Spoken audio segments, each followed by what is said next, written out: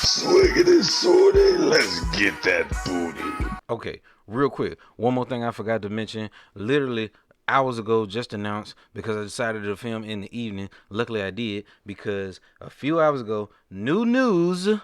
Neo, N-E-O, Neo, The World Ends With You has been announced by Square Enix as of today.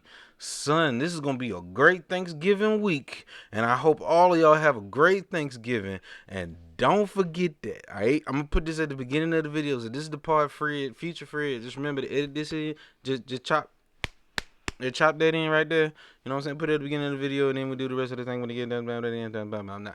So, yo, The World Ends With You.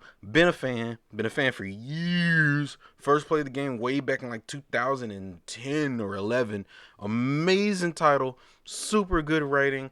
Can't wait for this. Coming to the Switch and the PS4. Super worth it. If you hadn't played it yet, the game is available not only on the DS anymore, but also on iOS. It's also on Android. You can get it on the Switch, IIRC, and get into it. Alright, it's super dope. It's one of the best things that Nomura has made originally in a long time, that you can tell that he's tired of making Kingdom Hearts games, because when he works with something original, he makes something amazing. And if people aren't on his back like they did him in Final Fantasy 15. But anyway, alright, that's all I wanted to say. Check it out. Look at the trailer. Super good. I'm gonna put it in the docket. Add it. It's gonna be the first thing on there too. So Feature Fred, put it on the first thing on the docket too. And yeah. Alright. We out. Get into the podcast. Let's go. Hello and welcome to another episode of the Slim Cogcast. It is I, Slim Cognito. And it's been some shit going on this week, boy. And the most unlikely of things that I've ever done. I started playing another MMO. I think I might be completely done with Genshin Impact unless another update. I don't know if I want to come back at 1.1 and it don't feel right. And it ain't enough of the MM in the O. You feel me? Ain't no massive multiplayer aspect, and I don't like this. So, yeah, we ain't gonna rant about Genshin today. We just gonna state the facts and get on into the next thing. But before we jump right all the way into it, I gotta remind you every week that my name is Slim Cognito, and you're damn right that I'm black. Let's jump in. First things first, bro, I have had the worst luck when it came to software this past week, because there was a new update. There was an NVIDIA driver update, right? And that driver update was so fucked to the point where I was getting blue screens of death every time I would play a game, and then it would stop for like an hour or so. So yeah, I don't know what to call it, bro. I just call a spade. But here's how it started. Now the blue screens would stop for like an hour, and I would have to jump right back in. I play a game or something, and I was thinking that it was like, maybe it's maybe it's overheating, or it could be the power supply, anything. Like, I was thinking it could have been anything, and then come to find out that it was none of those things. I was worried about all of that, because I was like, man, I hope none of this stuff is faulty. Like, I got a second opinion. Somebody was like, sounds like your RAM, and I was like, it can't be my RAM, because my RAM ain't even 6 months old. See, wait, okay, yeah, it ain't even 6 months old. So it shouldn't be my RAM. And I was just like, yo, this is not okay. I'm really losing my shit here. But I kept my composure, you know what I'm saying, hoping that it don't go bad. And I'm like, all right, cool. If it's not my PSU and it's not my RAM, because it couldn't be my PSU, because I got enough overhead voltage out of the PSU. It's enough overhead watts to run this whole machine and add new components. So I'm good for a good while. It ain't the beefiest PSU, but my components don't require that much power in the first place. So, I start troubleshooting, and here's why I was confused to the problem. I'm gonna tell you what the solution was in a minute.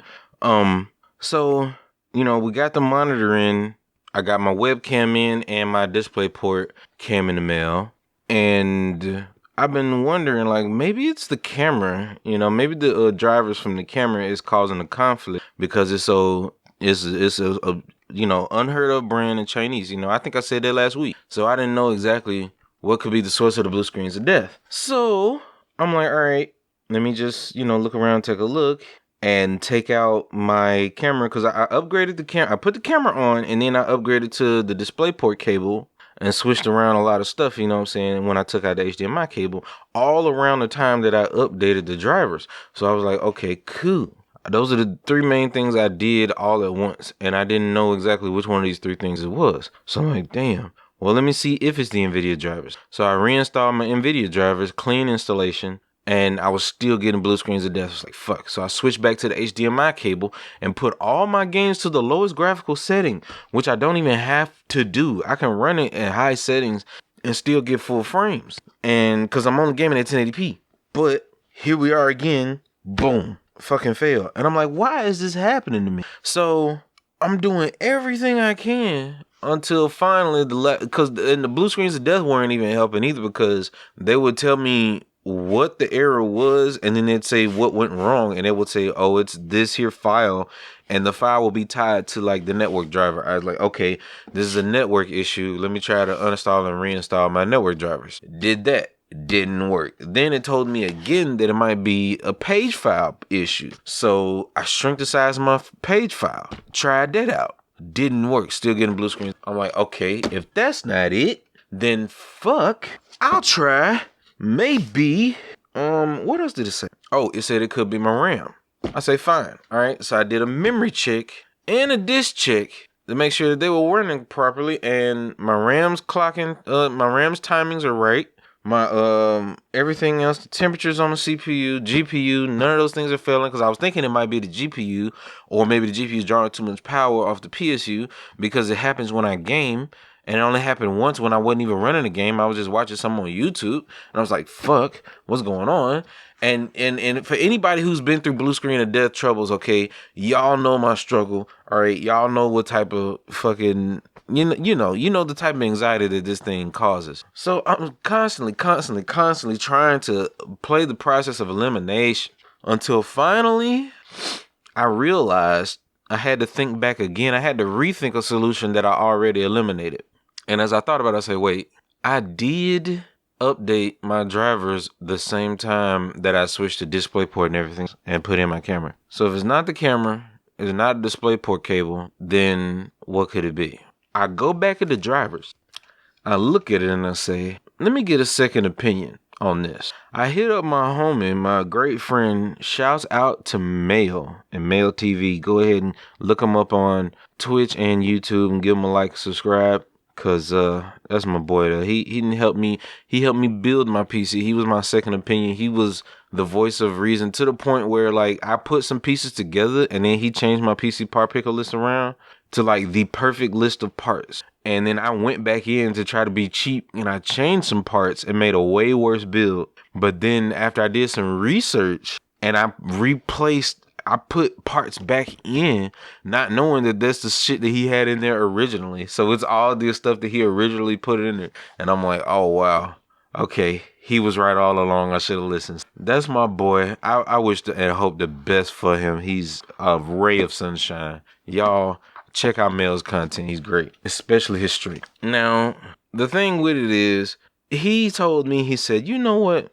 If the last blue screen of death, because the final blue screen of death that made me look at the graphics driver was the last one, told me that it was a display driver issue. And I was like, fuck. So that made me think about the drivers. So I went over to him. I asked him for a second opinion. He said, it kind of sounds like your graphic drivers do. You might need to roll back to the previous. Did you have any problem with the previous drivers before the update? I was like, nope. He said, all right, cool. And he hooked me up with the right software to uninstall my graphic drivers. And then I downloaded the one beforehand from NVIDIA. And guess what? Hold up. Once I did that and installed those, rolled back those drivers and installed them, bro, I ain't had no problems since, bro. No blue screens, no choppiness, no problems. Like, everything been working fine and I ain't having no issues. So that's what's been going on with me. Like, them blue screens are the scariest shit ever, bro. That shit literally stresses. It's like it was just like when I was sick last week. It's like your body or your computer is sick and it don't really know how to tell you directly what's wrong. So you got to diagnose it. You got to take its temperature.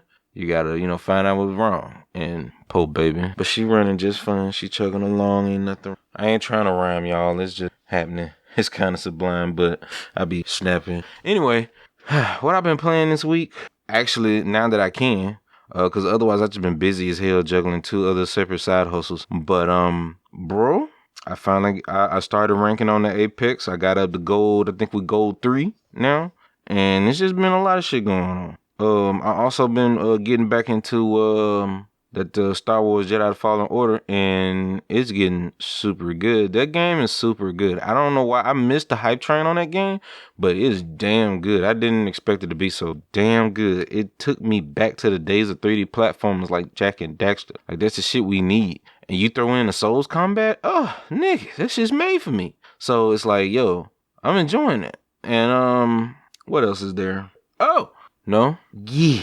I told y'all I started playing Critical Online with the homies because it's an old ass MMO game and it used to be mainly mobile and what was it, Korea only or Japan only, and finally came to America like 2016. But I swear on everything I love, bro, that shit is actually okay. It's a lot of like quality of life choices that they made in this game design that every MMO needs. And I guess this right here is filling that hole that Genshin Impact created.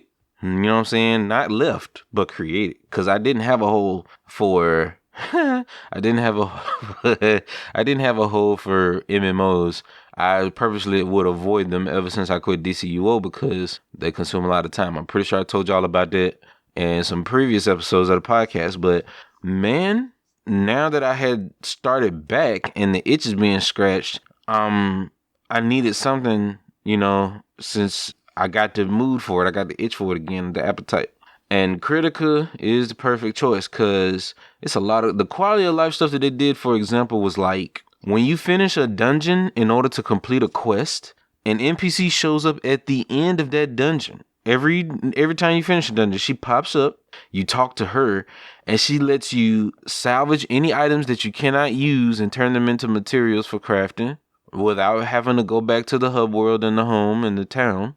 She lets you turn in all of your quests and pick up new quests that you're getting ready to do. So that way you could just jump from one dungeon to the next seamlessly with no problem. You have no reason to stop and go back to the town unless you literally want to or just need to change your region and go to the next region to do the next set of dungeons. And that is one feature alone that is a huge selling point for an MMO to me. Like, you mean to tell me I ain't got to walk around and do the meaningless dialogue that I don't give a fuck about?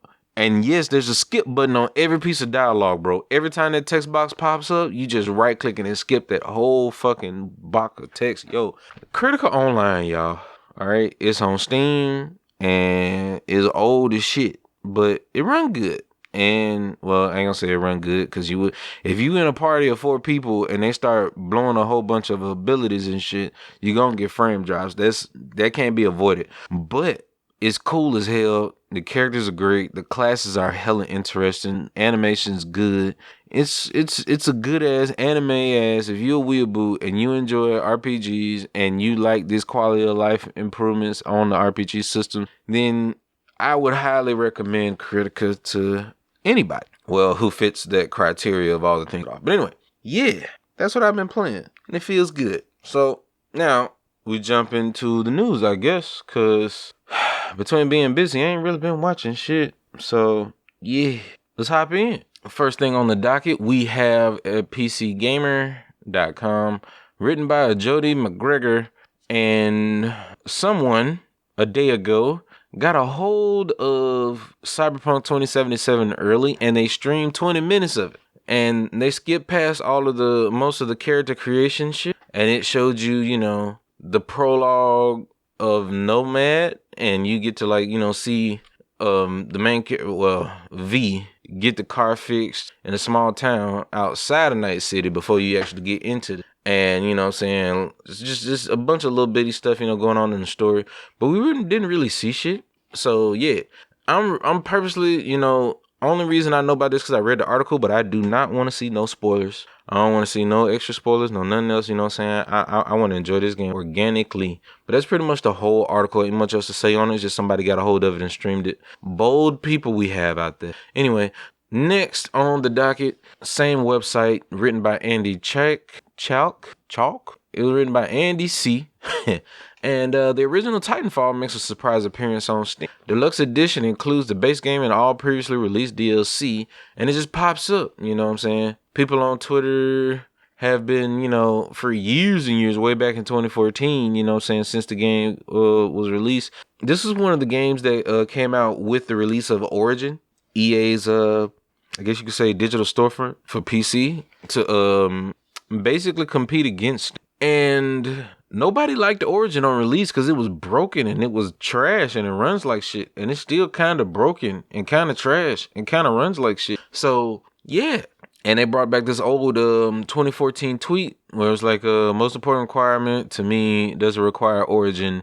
If it does, it's a lost sale for me. Steam is the answer. And of course, Vince Zampella replied, yes, it does. We'll miss you. So, yeah. And you can tell this is a screenshot. They actually went back to Twitter to get this screenshot. Or is this the embedded widget? I can't tell. But it's probably an embed. But yeah, these guys lost so much ground. Titanfall's had the hardest time ever, but it's one of the best games ever made. Because the first game didn't get any love because it was campaign on. No, it was multiplayer only with no campaign. And that turned a lot of people away. And then it was only on Origin for the PC release. So it was like, yo, ain't nobody gonna go out of their way to play this game like that if it's a new IP. So it was hard for it to get his name out there. And then the sequel come out and it was released right next to a new Call of Duty and it didn't get the love that it deserved. And it was, man, Titanfall 2 is the fucking gas. That shit is good, bro.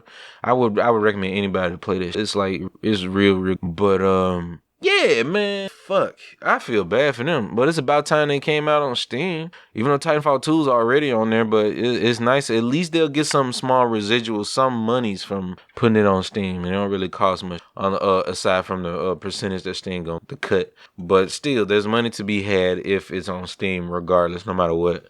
Now, Amazon, over on Eurogamer, next on the docket, Amazon PlayStation 5 customers report receiving toys, cat food, or simply nothing at all. Nothing at all. Bro, it's people getting their PS5 from Amazon and getting stuff like a Nerf gun and a damn box of cat food and a damn air fryer or a foot massager. Like, people out here getting George Foreman grills and shit and birdseed. Like, yo, that's so... No, that's not birdseed, that's rice. That's fucking trash, yo. But, yeah, bro, this shit's sad. Like, dudes really running it up. They working for Amazon. They knew them PS5s was coming out.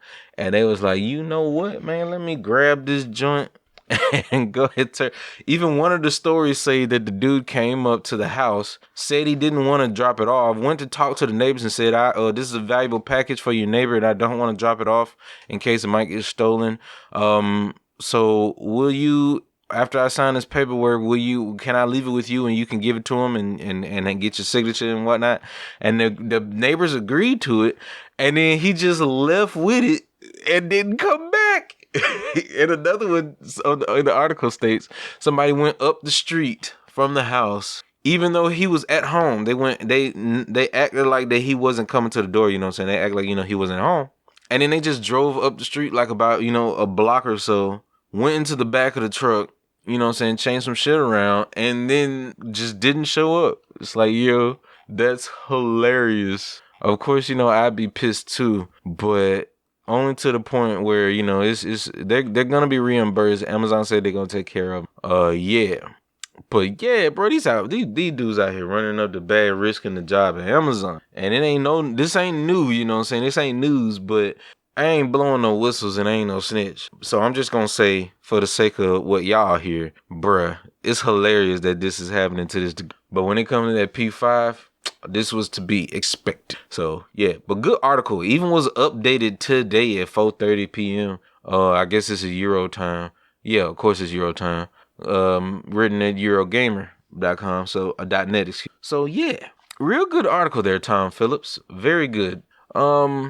Next on the docket over at GameSpot, written by Gabe Gerwin. Cyberpunk 2077 has streamer-friendly options that won't get you DMCA takedowns in light of the Twitch community that's been getting screwed over. In order to get the best advertisement for your game, it needs to be able to be streamable and YouTube uploadable. If it gets hit with DMCA claims and copyright claims, then the presence of your video game is almost moot and non-existent. People need to see it gaining traction on all forms of social media, so that way they know, oh, this is a huge game.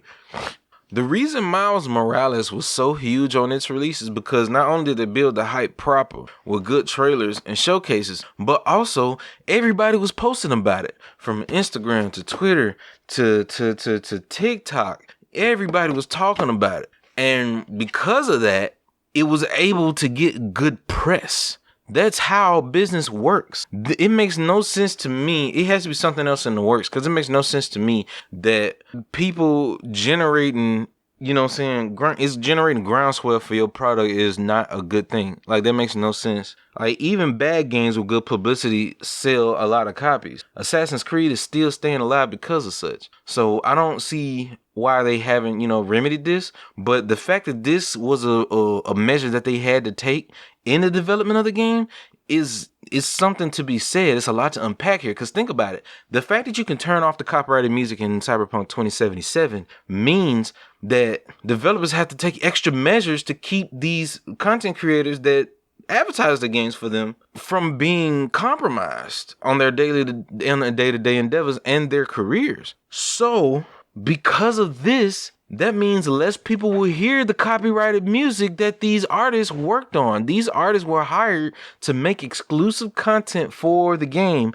and make this music. A$AP Rocky and all these different bands came together to make the soundtrack for this game. So, not only will these artists not get enough publicity in their games and their music be heard, but if this becomes a regular feature in future game development, that means that people who make music for games are going to be losing out on job opportunities, because there's going to be a preference for non-copyrighted music in video games, so they won't get taken down on streams and on YouTube. And if we use non-copyrighted music, that means people who make it cannot make money off of it, ruining an entire several job positions, which is crucial to game creation. And this is a slippery slope. I find this to be very dangerous. So here we are with something new that's coming up. So one of the biggest things that stick with human memory, the number one thing that sticks in human memory is the sense of smell, and the second is the sound. It's all what you hear. That's why music is such a good form of nostalgia. It takes you back to a certain era.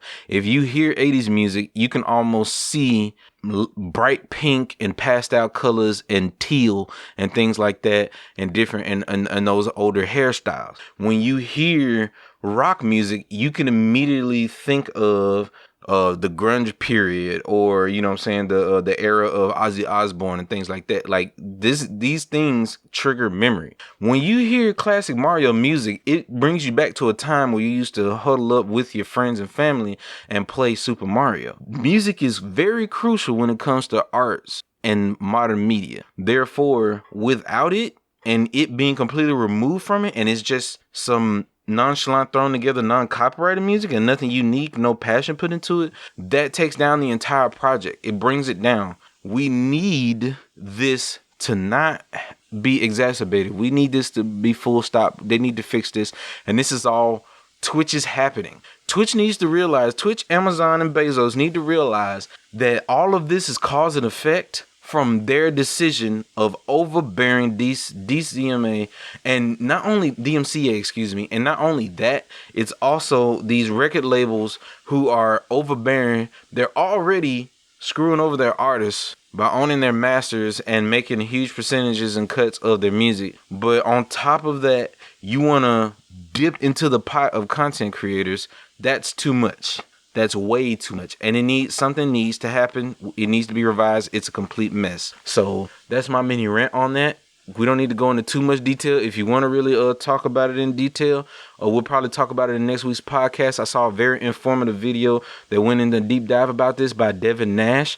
I still watch his content. I don't agree with everything that he says, because not everything that he comes up with is a divine, clairvoyant, a prophetic, statement. But still, sometimes he has some good analyzations based on the information that's set before him. So I respect it, which is something very rare these days, since most people on social media is just going to repeat what they heard or just say some sideways cockamamie conspiracy stuff. So moving on to the next thing on the docket, Destructoid article written by Brett Mekadonsky. Mekadonsky. I'm sorry if I mispronounced your word, sir. Your name, excuse me. That's a word, sir. That is your last name, sir, is like some 8th grade spelling bee final round national competition level word. All right. I'm sorry. But anyway, the Among Us new map will be shown at the Game Awards, according to those over at what was the name of the development studio that made Among Us? Something Sloth. Wait a minute. Find it. Inner Sloth. Yes, Inner Sloth developers who made Among Us announced on Twitter the 18th of November that the new map sneak peek, they posted a screenshot of it, and they said that if you want to see more, you're going to have to check out the Game Awards of 2020, which is a very cool endeavor, very smart move, because Among Us being as huge as it is, those developers know that any type of news or official updates about that game that comes out is going to get huge traction and a lot of attention. It's going to go viral. So, of course, you would approach the Game Awards people and say, hey, we have a new map that's going to be released in Among Us. I'm sure you would like it to be debuted in your award show, right? Said that would be nice. That would bring a lot of attention to the award show. So cut a check and we'll be there. You know what I mean? And that's pretty smart. I bet this is like $250,000 to $500,000 deal. Maybe more, over $1 million, because this game has concurrent players out the ass. The content, every YouTube video of this game gets thousands to millions of views daily. With that being said, it's the best move that they could make, and I'm proud of them. The fact that this game came out 2 years ago, but did not get any attention outside of Korea, and suddenly just groundswell in the past year is amazing, and I love this. So never give up hope, y'all. You never know what'll happen. When you give up, then that's when you're right around the corner from getting what you're trying to go for. So anyway, can't wait for the Game Awards. I will report on the nominations of the Game Awards. We're going through each category. Will be asinine, and we'd be here for a 2-hour podcast, and we ain't on that level yet. But next on the docket, back to GameSpot.com, written by Eddie Maka, and basically Makuch. Basically, veteran Bungie staffer David Dague, or they call him DeeJ. So it might be DeeJ. Anywho's, these names today. Mr. DeeJ left Destiny's studio earlier this year, and he's now landed at Iron Galaxy Studios. And they're going to be working on a new melee combat game. Basically, to read verbatim what he said, the only quotes they have is basically flavor text stuff, but they basically said a new multiplayer melee combat IP for consoles and PC. So that's all that they're pretty much revealing to us thus far. But yeah, Iron Galaxy, not a bad company. They make some decent stuff.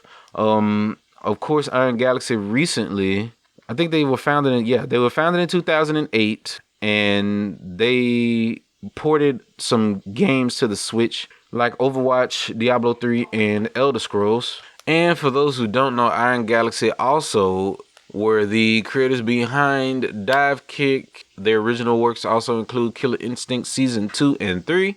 They also ported a number of games like Dark Void, Supreme Commander, etc., Tron Evolution, Bioshock 2, Minerva's Den to a PC.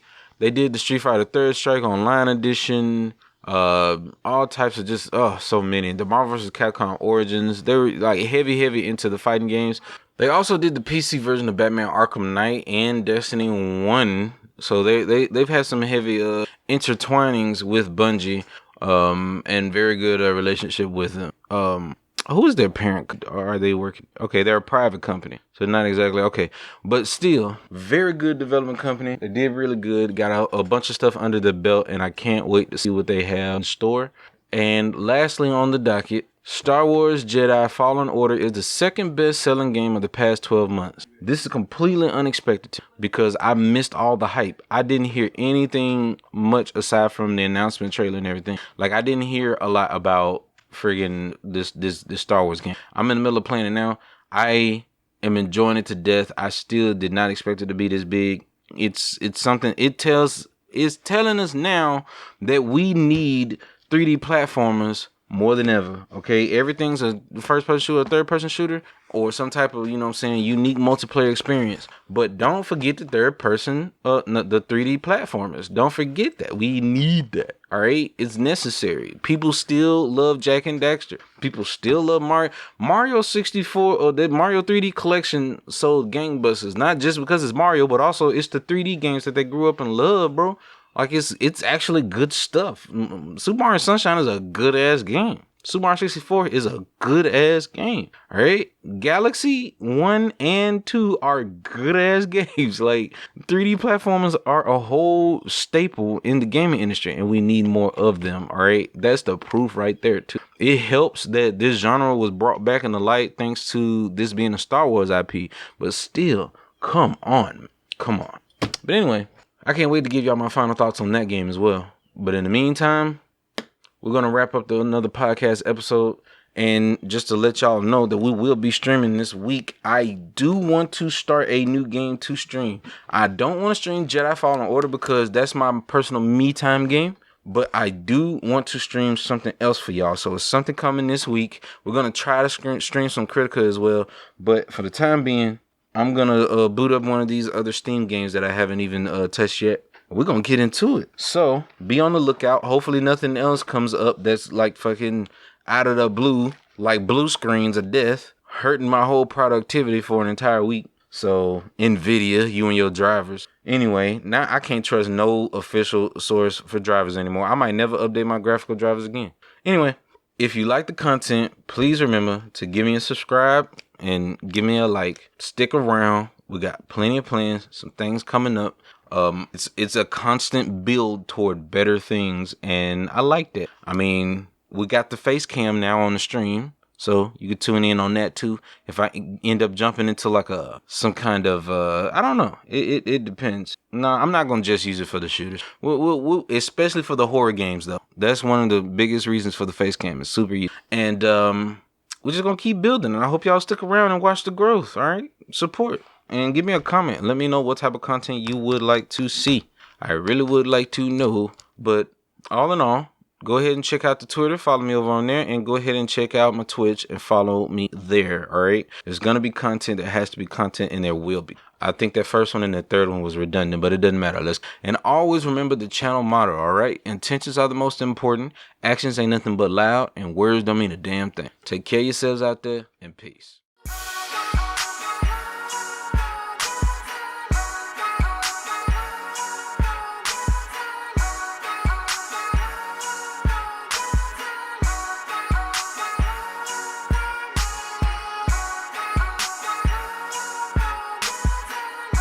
NANI?! Ready?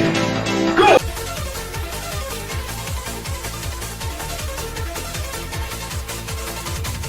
Gotcha, bitch!